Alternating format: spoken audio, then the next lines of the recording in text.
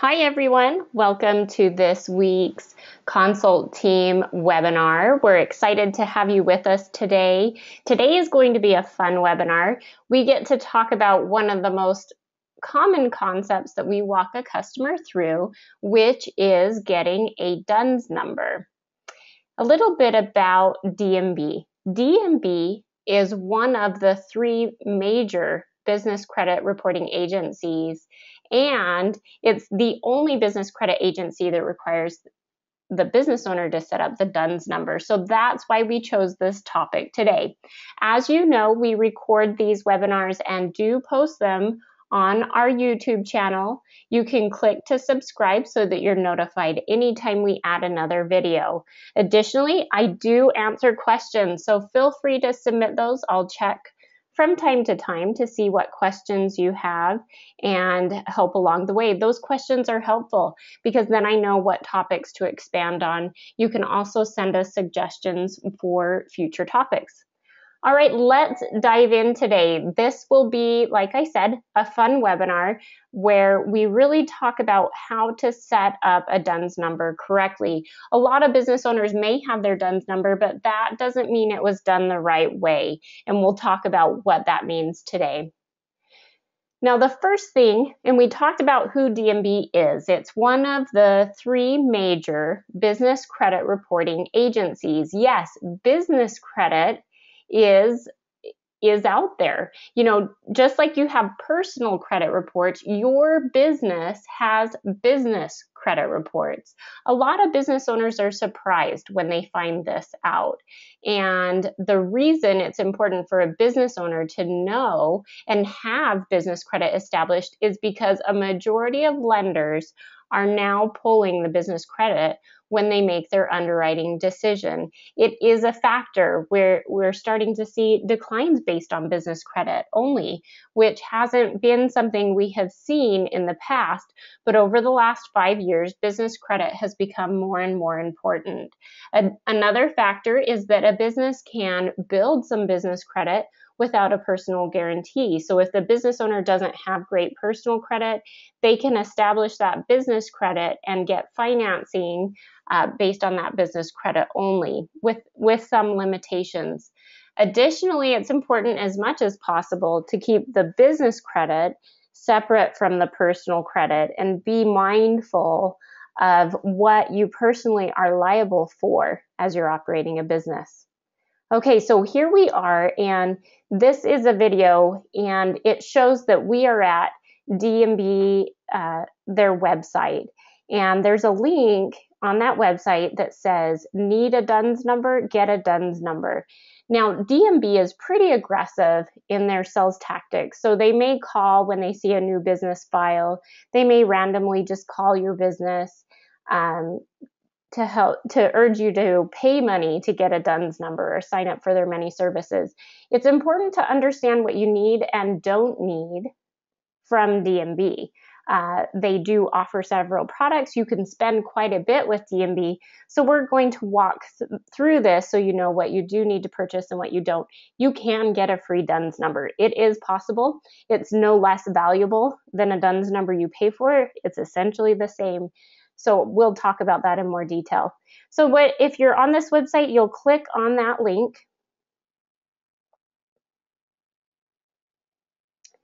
And then you scroll to the bottom and you click on Get a DUNS number. Then it's asking you, are you a government agency? And if you are, then you click yes. If not, you click no. There's a separate DUNS number. Then you search right here on their website to see if your business shows up, and if it does, then you may have a DUNS number. If not, you scroll down. Let's take you back a little bit further here. So you enter it in. If your business comes up, then you have a DUNS number already, and you need to find out what it is. If not, you click right there on Get a DUNS number, and then you go through the form. So let's go let's go forward a little bit here. So you'd fill out this form with your information. So your legal first name, your last name, the title your title at the business. You don't have to fill out the professional license, but if you're a real estate agent or something like that, you'd enter it there. You type in the business email, the business phone number, and then you type in your home address and your home information. They're going to verify you as an individual as part of this process.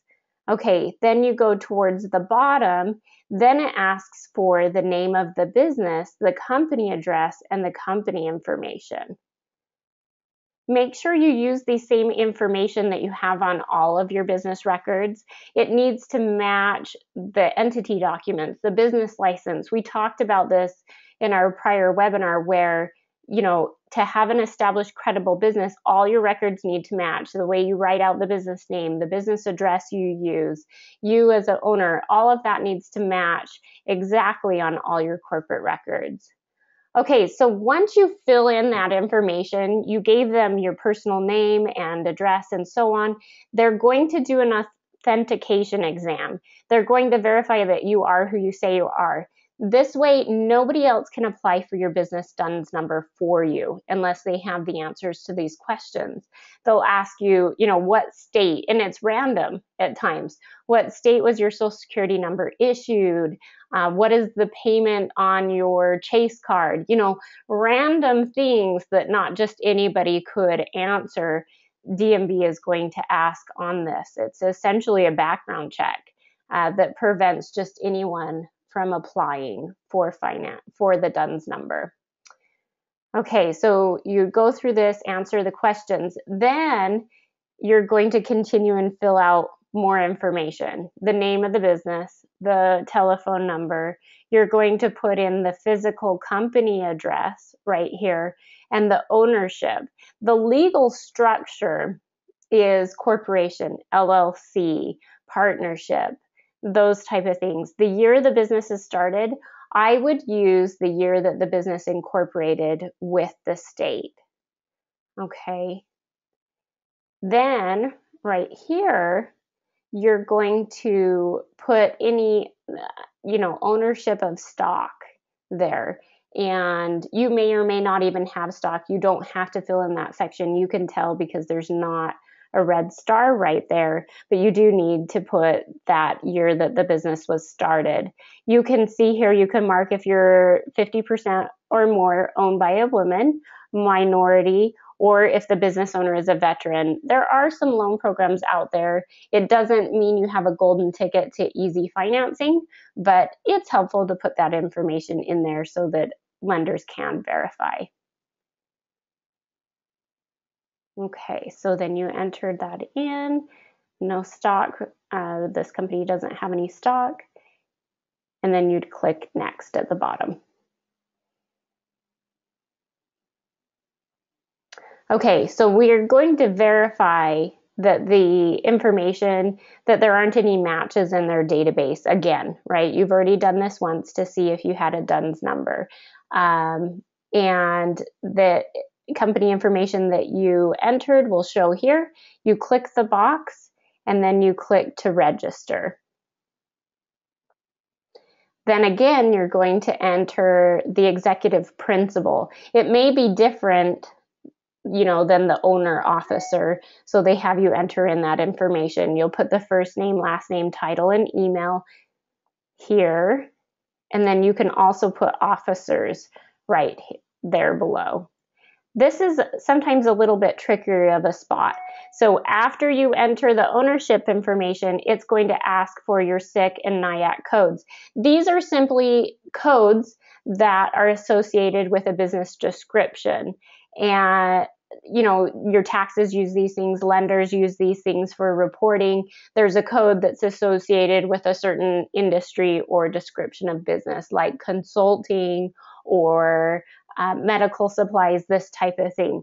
You typically don't have your SIC code memorized. So what you do is you click on this button, add an SIC, and then a window will pop up where you can do a search. Now, people often get stuck right here. There's no list. So what you do, if you knew your code, you'd type it in there and then search. But most individuals will need to put a description like consulting or real estate, whatever they do, and then you will get a list of codes that you can choose from. It will walk us through that here. They type in consulting, search, and you get this list of codes to choose from. So you can click on that and select that as your code. Okay, you can put multiples in there. Now from here, the total number of employees at your location, the primary place of business, is it a residence or commercial?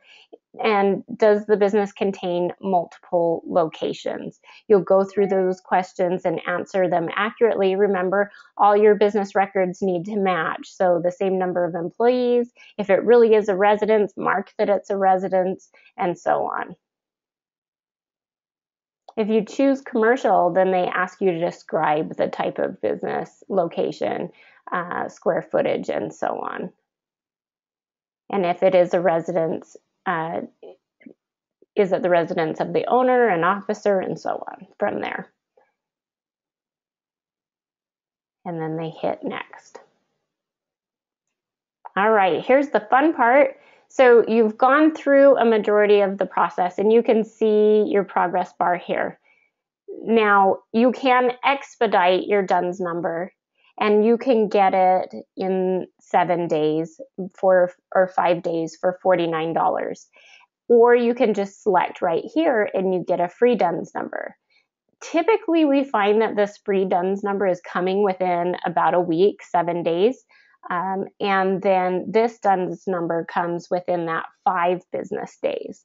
So we don't typically see a lot of value for that $49, but if you are under a time crunch for whatever reason, you could pay to expedite. Another option is when you pay for the monitoring, if you went straight to pay for monitoring, you could get your DUNS number within that expedited amount of time. So if you were under a time crunch, I would advise the customer just sign up for the monitoring, set up the DUNS number that way, and that way you get the monitoring for free for that month and you're not paying the $49 and monitoring on top of that. Now that is the whole process to get your DUNS number. It's pretty easy. The important thing is that you apply for your DUNS number using the correct information. The business name and address needs to be the same on all of your entity records. We talked about that. You want to make sure that you are authorized to get a DUNS number on behalf of the business. And when you are applying for the DUNS number, that you're prepared to answer those verification questions. Once you get your DUNS number, especially if you apply for the free DUNS number option, DMB is going to call you. And they use phrases to urge you to make purchases with them. And sometimes they'll make it seem very important or even like a fire that you need to put out, that unless you pay a certain dollar amount, you won't have a fully active DMB profile and so on. We recommend that you really understand what DMB offers so you can make those decisions correctly. For instance, if you set up a free DUNS number, they will likely call and say, we got your application, but to set this up correctly, you need to purchase the monitoring for $1,000. And what you can say is, I'm not interested in the monitoring right now, but when I'm ready, I will sign up online. Things like that. The free DUNS number is a full DUNS number. That gives you a DMB profile. That means that your trade accounts can report. All that you don't have is the monitoring. So that means you can't see your report. But when that time comes, you can purchase the monitoring and you shouldn't have any issues. Another thing is there is the credit builder service monitoring with DMB, and we'll do another webinar on that because that is a whole nother topic, but we'll mention it here, which is the DMB credit builder. You can add manual references. Now these need to be creditors that you're already doing business with, but there are requirements in order to qualify as a reference. So DMB will only call certain creditors to add them as a reference. For instance, if they're a bank, so if it's on a loan, line of credit, or credit card, they're not going to call those or accept them as a reference. If it's just a friend on the street, they're not going to call. It needs to be a company that has a DMB profile with DMB. So there are some requirements to that credit builder, and understand that if you do make that purchase, there are limitations. You need to have business credit established with those lenders that are going to be willing to act as a reference. Another factor to that is you're only building your Dun & Bradstreet. Sometimes I'll have a customer call in and say, well, I'm going to go with DMB. I can go through the credit builder to establish my business credit. And that's true, they can, as long as the lenders that you are submitting qualify as a reference, but you're also only building your DMB credit profile. You're not building your Experian or Equifax. You're only building your DMB. And because your credit shows on DMB does not mean it's going to show on Experian or your business Equifax. So you'll need to build those too. Let's look and see if we have any questions. So this information will be on our YouTube channel. That's where you'll be able to get access to that, and you can use it there at any time. That was a question that came through. Thank you so much. And if you all have any other questions, feel free to submit those. You can even contact us after the webinar, and we can go into any item in more detail. We try and keep these webinars pretty short. We know that you as a business owner, you're just busy. There's so much to get done. We want to get to the point. We want to present this learning in a simple format that's really useful to you. Without putting anything extra in there. We get right to the point, get to the topic, and help you learn the information you need to know in order to build your business credit and run your business effectively. So to wrap up, this is the process to apply for a DUNS number on DMB's website. When you go in, I'm going to stress this one more time. Use the right business name. Use the correct business address. The information you submit needs to match with the information on your entity and licenses. DMB will verify that on your file, so it's easier to do it right the first time. Once your DUNS number is established, I highly recommend that you log into the iUpdate so that you can check and make sure they set up your DMB profile correctly. I have had scenarios where you may have submitted the information correctly, but DMB did not post it correctly. So again, making sure the information is correct. If it's not, and your vendor's report and the business name and address don't match up, it may not even report on your business credit report. That's why it's so important to use the correct information. Thank you so much for joining us today. It's always a pleasure holding these webinars and reviewing those important topics. As you know, we're always here to help. Make sure you subscribe to our YouTube station, and we'll be here again next week, ready to dive into our next topic.